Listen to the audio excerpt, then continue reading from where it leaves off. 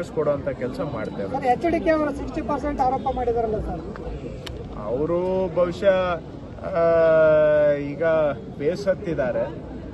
ಯಾಕೆಂದ್ರೆ ಮೊನ್ನೆ ಉಪಚುನಾವಣೆಗಳಲ್ಲಿ ಅವರು ಬಿಜೆಪಿ ಜೊತೆಗೆ ಅಲಯನ್ಸ್ ಮಾಡಿಕೊಂಡು ಕೂಡ ಚನ್ನಪಟ್ಟಣದಲ್ಲಿ ಹೋದ ಬಾರಿ ಏನು ವೋಟ್ ತಗೊಂಡಿದ್ರು ಅದಕ್ಕಿಂತ 12,000 ಕಮ್ಮಿ ಆಗಿದೆ.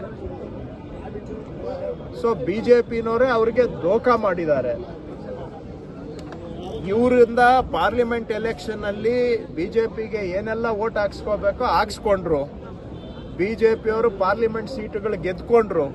ಆದರೆ ಸ್ವಂತ ಕುಮಾರಸ್ವಾಮಿ ಅವರ ಮಗ ಅಲ್ಲಿ ಚುನಾವಣೆಗೆ ನಿಂತಾಗ ದಳ ವರ್ಸಸ್ ಬಿಜೆಪಿ ಆದಾಗ ದಳಕ್ಕೆ ಎಷ್ಟು ವೋಟ್ ಬಂದಿತ್ತು, ದಳ ಬಿಜೆಪಿ ಇಬ್ರು ಕೂಡಿದ್ರು ಕೂಡ ಅದಕ್ಕಿಂತ 12,000 ವೋಟ್ ಕಮ್ಮಿ ಆಗಿದೆ. ಅಂದ್ರೆ ಅಲ್ಲಿಗೆ ಬಿಜೆಪಿ ವೋಟು ಎಲ್ಲಿಗೋಯ್ತು? ಆದ್ರಿಂದ ಪಾಪ ಕುಮಾರಸ್ವಾಮಿ ಅವರು ಫ್ರಸ್ಟ್ರೇಟ್ ಆಗಿ ಆ ಸಿಟ್ಟು ಅವ್ರ ಮೇಲೆ ತೋರಿಸ್ಕೊಳಕ್ಕಾಗಲ್ಲ. ಅದನ್ನ ಯಾವ್ದ್ಯಾವ್ದೋ ಬೇರೆಯವರ ಮೇಲೆ ಹಿಟ್ ಅಂಡ್ ರನ್ ಆರೋಪಗಳನ್ನ ಮಾಡ್ತಾ ಇದ್ದಾರೆ. ಅವರು ಎಲ್ಲ ಇದೆಯಲ್ಲ CBI ED ಅವೆಲ್ಲ ಚೂ ಬಿಟ್ಟು ಮಾಡಿಸ್ತಾ ಇದಾರಲ್ಲ, ಮಾಡಿಸ್ಲಿ, ನಾವು ಅದನ್ನೆಲ್ಲ ಫೇಸ್ ಮಾಡ್ತೇವೆ. CM ಅವರು